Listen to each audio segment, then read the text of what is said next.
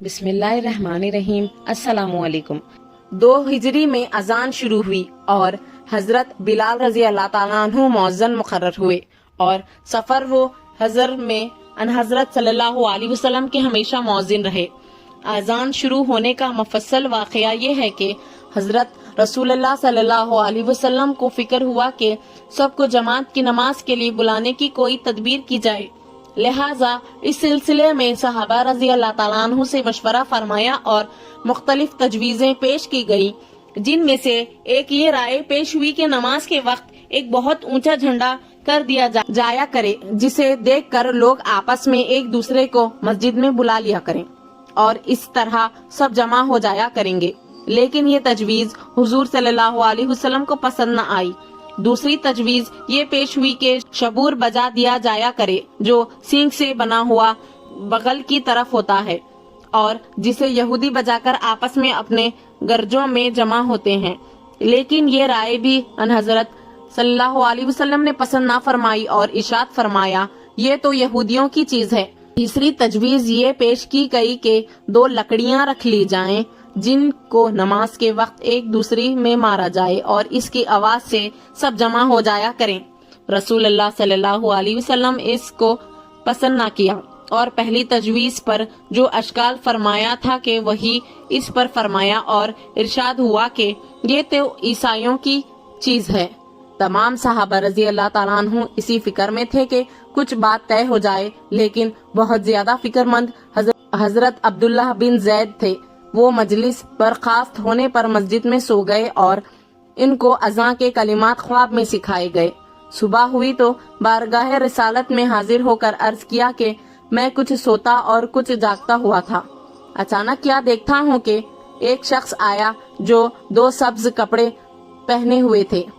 इसने क़िबले रू खड़े होकर ये अल्फाज जोर जोर से पुकार कर पढ़ दिए। इसके बाद रावी ने अज़ां का अल्फाज करके इन अल्फाज को पुकार पुकार कर पढ़ा और इसके बाद थोड़ी देर बैठकर दोबारा उन ही अल्फाज को पढ़ा और कद क़ामत सलाह का इजाफा कर दिया। मुझे अपना ये ख्वाब खूब अच्छी तरह याद है। लोगों की समझ में ना आएगा और इधर उधर की बातें करने लगेंगे, वरना मैं ये कहने को तैयार हूँ कि मैंने ये माजरा सोते में नहीं बल्कि जागते में देखा है। ये सुनकर रसूलुल्लाह सल्लल्लाहु अलैहि वसल्लम ने फरमाया कि आराकुल्ला खैर, अल्लाह ने तुमको अच्छा ख्वाब दिखाया है। दूसरी रिवायत में है कि आपने फरमाया, इंशाअल्लाह ये ख्वाब हक है। इसके बाद हजरत सल्लल्लाहु अलैहि वसल्लम ने फरमाया कि अब तुम बिलाल के साथ खड़े हो जाओ और जो अल्फाज तुमको ख्वाब में बताए गए बिलाल को बताए जाओ। वो पुकार पुकार कर कहते जाएं, क्योंकि उनकी आवाज तुम्हारी आवाज से बुलंद है। हजरत अब्दुल्लाह बिन जैद रजी अल्लाह ताला अन्हु फरमाते हैं कि मैं बिलाल रजी अल्लाह ताला अन्हु के साथ खड़ा हो गया और उनको अज़ां के कलिमात बताता रहा जो ख्वाब में सुने थे, और वो जोर जोर से बाआवाज़े बुलंद उनको पढ़ते रहे। जब आज़ान की आवाज हजरत उमर रजी अल्लाह ताला अन्हु ने सुनी तो अपने घर से निकलकर बारगाह रिसालत में हाजिर हुए और ऐसी जल्दी में आए कि चादर भी ना संभाल सके। चादर घसीटते हुए आकर अर्ज किया, ऐ अल्लाह के रसूल, कसम इस जात की जिसने आपको हक देकर भेजा है, मैंने भी बायना वही ख्वाब देखा है जो अब्दुल्लाह बिन जैद को दिखाया गया है। ये सुनकर हजरत सल्लल्लाहु अलैहि वसल्लम ने फरमाया, अल्लाह के लिए तमाम तारीफ है कि इसने हमारे मशवरों से बेहतर तरीका बताया और तुम्हारे ख्वाब से ये बात और पक्की हो गई कि अब्दुल्लाह का ख्वाब हक है। अंसार का ख्याल था कि अब्दुल्लाह बिन जैद इस वक्त बीमार थे। अगर वो बीमार ना होते तो रसूलुल्लाह सल्लल्लाहु अलैहि वसल्लम इन्हीं को मौज़्ज़िन मुकर्रर फरमाते। इस वक्त का ज़ाहिरी सबब हजरत अब्दुल्लाह बिन जैद रजी अल्लाह ताला अन्हु की बीमारी भी हो सकती है, जिसकी वजह से हजरत अब्दुल्लाह के बजाय हजरत अंसार के ख्याल के मुताबिक हजरत बिलाल रजी अल्लाह ताला अन्हु मौज़्ज़िन मुकर्रर हुए। लेकिन एक बात ये भी समझ में आती है कि अल्लाह ताला ने हजरत बिलाल रजी अल्लाह ताला अन्हु को सैयदुल मौज़्ज़िनीन और अपने नबी सैयदना मोहम्मद सल्लल्लाहु अलैहि वसल्लम का मौज़्ज़िन उस अहद का पुकार के सिलाह में बनाया, जिसे वो पथरीली गरम जमीन पर चट्टान के नीचे दबे हुए और कोड़े खाते हुए महबूब हकीकी की मोहब्बत के नशे में रटा करते थे। یہ عہدہ حضرت بلال رضی اللہ تعالیٰ عنہ ہی کو نصیب ہوا، جس کے لیے حضرت علی رضی اللہ تعالیٰ عنہ بھی حسرت کے طور پر فرمایا کرتے تھے، میں پچھتاتا ہوں کہ کاش رسول اللہ صلی اللہ علیہ وسلم سے عرض کر کے حسن و حسین رضی اللہ تعالیٰ عنہ کو مؤذن قرار کرا دیتا۔ حضرت بلال رضی اللہ تعالیٰ عنہ رسول اللہ صلی اللہ علیہ وسلم کے ساتھ رہتے تھے، مدینہ منورہ میں آپ کے مؤذن رہتے اور سفر میں بھی آپ کے ساتھ جانے اور نماز کا وقت آنے پر اذان پڑھتے تھے۔ بہت کم کبھی ایسا ہوا ہے کہ ان حضرت صلی اللہ علیہ وسلم کہیں تشریف فرما ہوں اور نماز کے وقت حضرت بلال رضی اللہ تعالیٰ عنہ کے علاوہ اور کسی نے اذان دی ہو۔ جب ان حضرت صلی اللہ علیہ وسلم مسجد قباء میں تشریف لے جاتے تھے تو حضرت بلال رضی اللہ تعالیٰ عنہ ساتھ ہوتے تھے اور نماز کے وقت اذان پڑھ دیتے تھے، جس سے وہاں کے آس پاس کے رہنے والوں کو پتہ چل جاتا تھا کہ آج اس مسجد میں حضرت محمد صلی اللہ علیہ وسلم تشریف لائے ہیں۔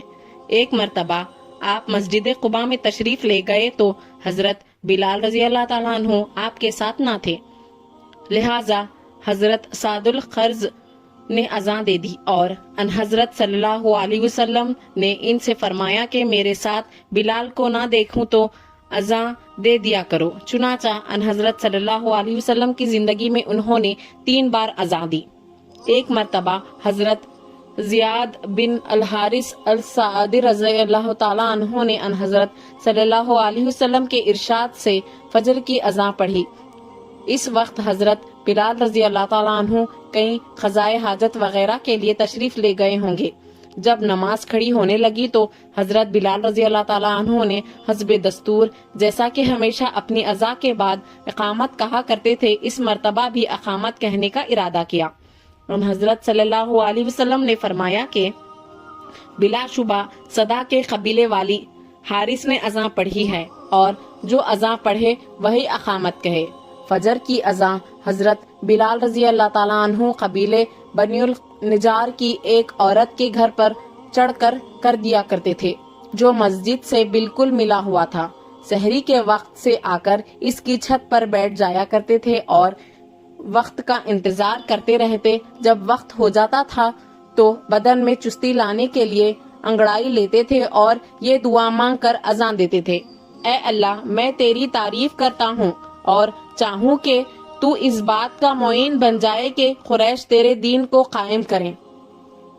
اس کی روایت کرنے والی عورت جن کے گھر کی چھت پر اذان دیا کرتے تھے فرماتی ہیں، کسی روز بھی حضرت بلال رضی اللہ تعالیٰ عنہ نے یہ دعا نہیں چھوڑی۔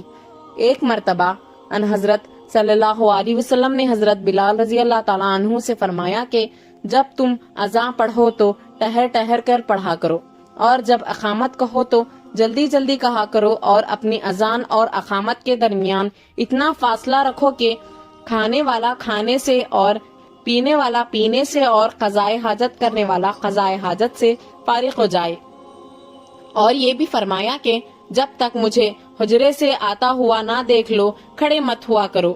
ان حضرت صلی اللہ علیہ وسلم نے حضرت بلال رضی اللہ تعالیٰ عنہ کو یہ بھی ہدایت فرمائی کہ اذان پڑھتے وقت اپنی شہادت کی انگلیاں کانوں میں دے لیا کرو، اس سے آواز بلند تر ہوگی۔ ایسے ہی اسلامک واقعات کے لیے صفوان اسلامک ورلڈ کو سبسکرائب کریں۔